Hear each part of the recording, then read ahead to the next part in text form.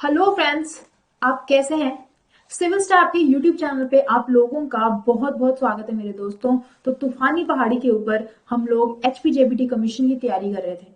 आज की इस वीडियो के अंदर एक बहुत ही ज्यादा इंपॉर्टेंट टॉपिक है जो मुझे आप लोगों के साथ डिस्कस करना है, जिससे आपके पेपर में बहुत सारे क्वेश्चंस पूछे गए हैं। तो कुछ प्रीवियस ईयर क्वेश्चंस को भी हम डिस्कस करेंगे एंड चैप्टर को भी हम लोग डिस्कस करेंगे। तो कोई गेस कर सकता है कि कौन सा चैप्टर आज हम लोग डिस्कस करने वाले हैं। फ्रेंड्स, चैप्टर है आपका ध्वनि, आपका साउंड। इससे बहुत सारे क्वेश्चंस आप लोगों के एग्जाम के अंदर पूछे जाते हैं। तो चलो फ्रेंड्स, इस साउंड की, ध्वनि की वीडियो को स्टार्ट करते हैं। अब जो भी मैं बोल रही हूँ मेरे फ्रेंड्स, आप लोगों को सुनाई दे रहा है? हेलो हेलो, बिल्कुल सुनाई दे रहा है। आप लोगों को साउंड सुन रही है। अगर मैं टेबल पर इस पेन से मारूं, आप लोगों को सुनता है। अगर मैं ग्लास में मारूं, आप लोगों को सुनता है मेरे दोस्तों। तो साउंड, ध्वनि बेसिकली होता क्या है, इसके बारे में हमको चर्चा करनी है। साउंड मेरे दोस्तों एक प्रकार की वेव है, एक प्रकार की तरंग है। इससे पहले साउंड के बारे में जाने, फटाफट से डिस्कस कर लेते हैं कि एक वेव क्या होता है, एक तरंग क्या होता है। मान लो मैंने पत्थर पानी के अंदर मारा मेरे फ्रेंड्स, तो पत्थर से आपने कभी देखा होगा इस प्रकार के रिपल्स बन जाते हैं पानी के अंदर। और मान लो यहाँ कोई पत्ता है या कोई भी चीज है, प्लास्टिक की बोतल है, वो इस प्रकार से हिलना स्टार्ट कर देती है। क्यों? क्योंकि इसको एनर्जी मिल जाती है, ऊर्जा मिल जाती है। जैसे ही फ्रेंड्स मैंने पत्थर पानी में मारा, तो ये जो पार्टिकल्स हैं, वाटर मॉलिक्यूल्स, इन्हें ऊर्जा मिली। टक्कर मारी, आगे वाले पार्टिकल को एनर्जी मिली, और ऐसे आपकी एनर्जी जो है फ्रेंड्स, वो आगे आगे ट्रांसफर होती जाती है। और जब एक पार्टिकल से ऊर्जा आगे के पार्टिकल्स में ट्रांसफर हो, तो उसे हम लोग एक वेव कहते हैं, उसे हम लोग एक तरंग कहते हैं। ठीक है। तो आपकी साउंड भी बेसिकली एक वेव होती है, एक तरंग होती है। अब यहाँ पे देखो आप, ये एक बच्चा उठ रहा है ये करता हुआ, बाकी भी मेरे दोस्तों ये करते उठ रहे हैं। एक वेव चल रही है, एक तरंग चल रही है। पहला व्यक्ति खुद उठकर नहीं भाग रहा है मेरे दोस्तों, साथ वाले को ऊर्जा दे रहा है, वो उससे साथ वाले को एनर्जी दे रहा है, वो फर्दर उसके साथ वाले को एनर्जी दे रहा है, और एक वेव चल रही है मेरे फ्रेंड्स, एक तरंग चल रही है। एक वेरी वेरी इंपॉर्टेंट बात आपको और बतानी है कि जो वेव होती है, तरंग होती है, वो वाइब्रेशंस जब भी हो, कंपन जब भी हो, तब आपकी वेव प्रोड्यूस होती है, तब आपकी साउंड, ध्वनि मेरे दोस्तों प्रोड्यूस होती है। छोटा सा सवाल, वाइब्रेशन क्या होता है? टू फ्रो मोशन फ्रेंड्स, कोई भी चीज आगे जाए और पीछे जाए, तो टू फ्रो मोशन, आगे जाना पीछे आना, आगे जाना पीछे आना, इसे हम लोग वाइब्रेशन कहते हैं, इसे हम लोग कंपन कहते हैं। ठीक है फ्रेंड्स, ये स्लाइड आप जो अपने सामने आप देख रहे हैं, ये वेरी वेरी इंपॉर्टेंट है, और एग्जाम में यहां से क्वेश्चंस पूछे जाते हैं। पेपर में सवाल आता है कि साउंड, ध्वनि सबसे तेज कौन से माध्यम के अंदर ट्रैवल करती है। फ्रेंड्स, सॉलिड के अंदर, ठोस के अंदर साउंड, ध्वनि सबसे तेजी से ट्रैवल करती है, ये ध्यान रखना। फिर आपकी ट्रैवल करती है लिक्विड के अंदर, द्रव्य के अंदर। लास्ट में आपकी गैसीय अवस्था के अंदर मेरे दोस्तों, गैस के अंदर। और वैक्यूम की बात अगर मैं करूं, निर्वात की, तो ध्वनि उसमें ट्रैवल करती ही नहीं है। साउंड को, ध्वनि को ट्रैवल करने के लिए मीडियम की, मेरे दोस्तों, माध्यम की आवश्यकता पड़ती है। वेरी वेरी इंपॉर्टेंट, ये पॉइंट आप लोगों को ध्यान में रखना है हमेशा। अब ये बच्चा मेरे दोस्तों पानी के अंदर है और ये बाहर खड़ा है। मान लो मैंने यहाँ पे सायरन बजाया, तो ये सायरन फ्रेंड जो वाटर में व्यक्ति है ना, उसको पहले सुनेगा एज कंपेयर जो एयर में खड़ा है। ये लड़की अंतरिक्ष में है, मैंने इसको बोला हाय स्पेस में, चलो खाना वाना खाते, थोड़ा एंजॉय करते, बहुत देख लिए चांद सितारे, इसको कुछ सुन नहीं रहा है फ्रेंड्स। क्योंकि साउंड, ध्वनि को ट्रैवल करने के लिए एक माध्यम की, मीडियम की आवश्यकता होती है, और वैक्यूम में, निर्वात में कोई भी माध्यम, कोई भी मीडियम नहीं होता। तो एक सिंपल सा क्वेश्चन आप लोगों के लिए फ्रेंड्स, पेपर का क्वेश्चन है, स्पीड ऑफ साउंड मैक्सिमम कहां पर होती है? तो स्पीड ऑफ साउंड मेरे दोस्तों आपकी मैक्सिमम स्टील में होती है, क्योंकि ये एक सॉलिड है, ये एक ठोस है। तो याद रखना, ठोस में सबसे तेजी से साउंड ट्रैवल करता है, फिर लिक्विड के अंदर, द्रव्य के अंदर, और लास्ट में आपकी गैसीय अवस्था के अंदर, आपकी गैस के अंदर। ठीक है। अगला इंपॉर्टेंट क्वेश्चन फ्रेंड्स, जो एग्जामिनर आपसे पेपर में पूछ सकता है कि साउंड किस प्रकार की वेव है। क्या साउंड एक ट्रांसवर्स वेव है, अनुप्रस्थ तरंग है? मैंने ये तो बता दिया कि साउंड एक वेव है, तरंग है। क्या ये ट्रांसवर्स होती है, अनुप्रस्थ होती है, या फिर अनुदैर्घ्य होती है मेरे दोस्तों? इसके बारे में देखते हैं।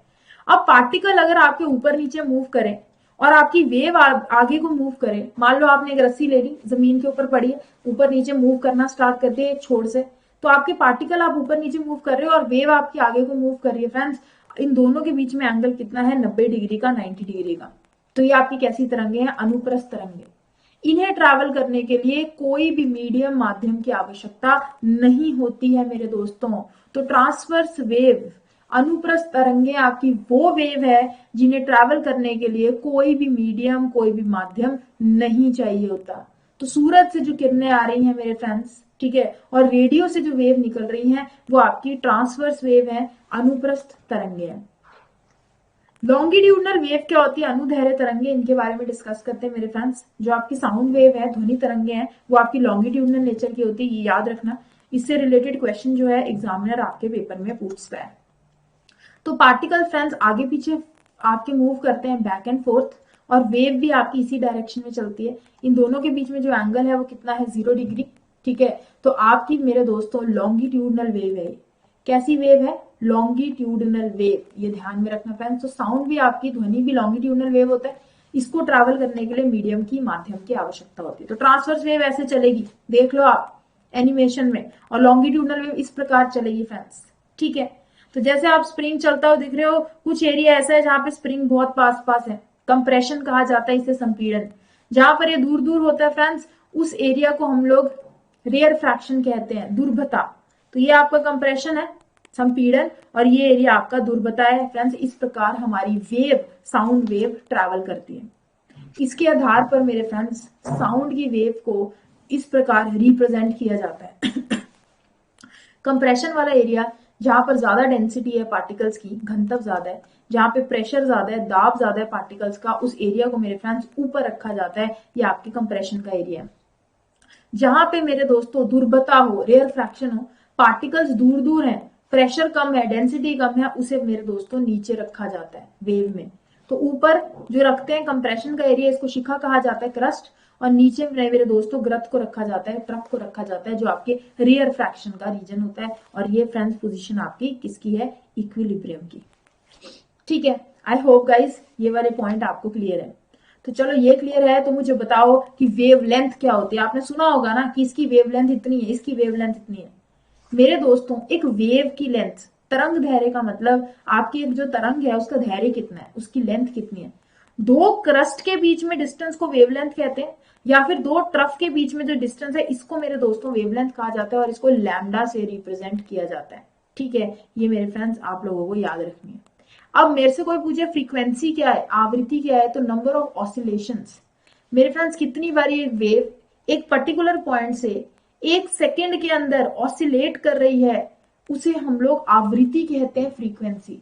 फ्रेंड्स न्यू से इसको रिप्रेजेंट करते हैं, और इसके एसआई यूनिट्स आपके हर्ट्ज होते हैं। ये आपकी आवृत्ति होती है, ये आपकी फ्रीक्वेंसी मेरे दोस्तों होती है, ठीक है। आई होप ये सबको क्लियर है। फ्रेंड्स बचपन में ना हम एक चीज पढ़ते हैं कि lambda is inversely proportional to frequency. आपने सुना होगा कि जो लैम्डा है वो न्यू के इनवर्सली प्रोपोर्शनल है ना, सुना है ना। तो lambda is inversely proportional to frequency का मतलब क्या है फ्रेंड्स, जितना लैम्डा हमारा छोटा होगा, आप देख रहे हो यहाँ पे लैम्डा, ये डिस्टेंस छोटा है, और यहाँ पे ये लैम्डा, दो क्रस्ट, दो शिखा के बीच में डिस्टेंस ज्यादा है। तो जितना लैम्डा आपका छोटा होगा उतनी आपकी फ्रीक्वेंसी, आवृत्ति ज्यादा होगी, ठीक है। जितना आपका लैम्डा ज्यादा होगा उतनी आपकी फ्रीक्वेंसी, आवृत्ति मेरे दोस्तों लो होगी, कम होगी, ठीक है। तो ये आपस में एक दूसरे के क्या होते हैं, इनवर्सली प्रोपोर्शनल होते हैं, फ्रीक्वेंसी और वेवलेंथ। अब friends very very important, frequencies 3 type की हैं, और इनसे रिलेटेड क्वेश्चन हर बार पेपर में पूछा जाता है। मैं आगे आपको क्वेश्चन भी दिखाऊंगी। तो फ्रीक्वेंसी पे डिपेंड करते हुए साउंड ध्वनि को 3 टाइप्स के अंदर कैरेक्टराइज किया गया। पहला है ऑडिबल वेव्स, जिसे हम श्रव्य तरंगे कहते हैं।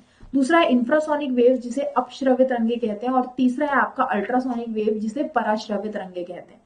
तो ऑडिबल वेव्स वो है फ्रेंड्स जो हम सुन सकते हैं, उसे ऑडिबल कहते हैं। इनकी आवृत्ति फ्रीक्वेंसी 20 से लेकर 20,000 हर्ट्ज के बीच में होती है। इंफ्रासोनिक वेव्स वो हैं जो 20 हर्ट्ज से बिलो होते हैं, जो आपके कान नहीं सुन सकते।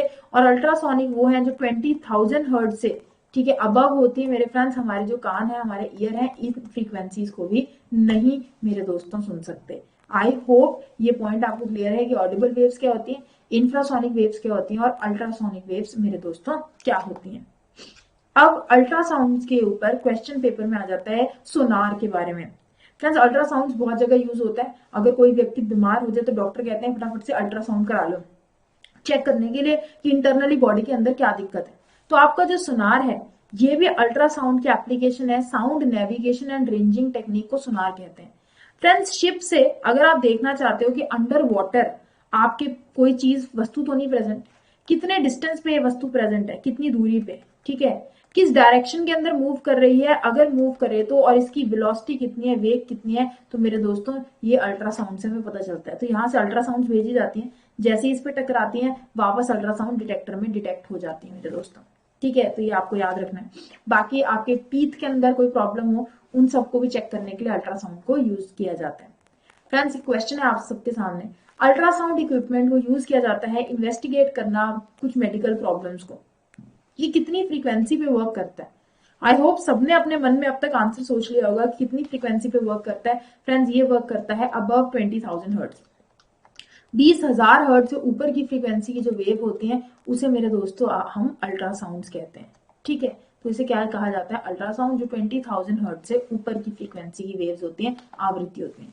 अगर आपसे एग्जामिनर पूछे सोनार मेरे दोस्तों किस चीज में हेल्प करता है, तो फटाफट से सोचो कि इस क्वेश्चन का राइट आंसर क्या होगा। आपका सोनार किस चीज में हेल्प करता है? सोनार बेसिकली मेरे दोस्तों मेजर करना डिस्टेंस किसी चीज की, डायरेक्शन दूरी कितनी है और वेलोसिटी कितनी है उसकी। ठीक है, वाटर के अंदर किसी वस्तु की, उसमें फ्रेंड्स हम लोग सोनार को यूज में लाते हैं। तो आई होप मेरे दोस्तों ये सारी बातें आप लोगों को क्लियर हो गई हैं, आपको समझ में आ गए हैं। तो इस साउंड टॉपिक के बारे में कुछ इंपॉर्टेंट बातें थी। ये टॉपिक इंपॉर्टेंट है, इससे रिलेटेड पेपर के अंदर क्वेश्चंस देखे गए हैं, और मेन क्वेश्चन जो पेपर में आया था वो ये आया था मेरे दोस्तों कि वैक्यूम के अंदर के साउंड ट्रैवल करती है? आंसर था नहीं करती है। ठीक है, साउंड सबसे तेजी से सॉलिड ठोस में ट्रैवल करती है, फिर लिक्विड द्रव्य में, फिर गैसीय अवस्था में, और वैक्यूम निर्वात के अंदर ध्वनि ट्रैवल नहीं करती। ये पॉइंट आपको ध्यान में रखना है। तो thank you so much friends, आप सबका बहुत बहुत स्वागत है। ये सिविल स्टैप के चैनल के ऊपर जरूर हमारे साथ ज्वाइन कीजिए, हमें सब्सक्राइब कीजिए, ताकि हम बेस्ट और बेटर कंटेंट आप लोगों तक पहुंचा सके। Thank you so much guys, thanks for watching.